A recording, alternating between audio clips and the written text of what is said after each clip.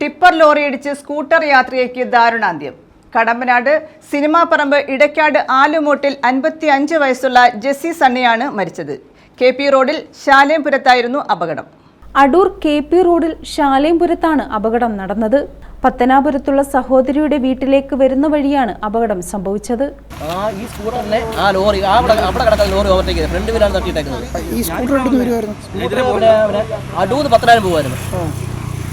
അതേ സെയിം ദിശയിൽ വരുന്ന ലോറിയാണ് തട്ടിയിട്ടത്.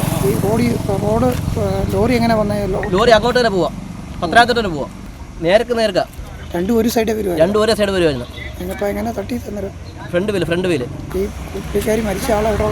മരിച്ച ആള് ഇവിടെ കോലിയക്കോട്ട അങ്ങോട്ടുള്ളത്. അല്ലല്ല, അവിടെ ബന്ധു വീട്ടിൽ വന്നേ. ഏകദേശം ഒരു 50-55 വയസ്സിനകത്ത് പറഞ്ഞ്.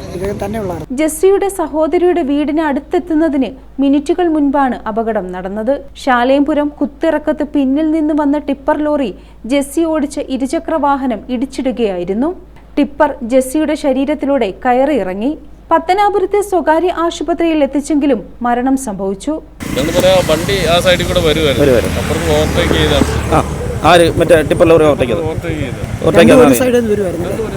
അടൂർ റൂട്ടിൽ തന്നെ വരുമായിരുന്നു.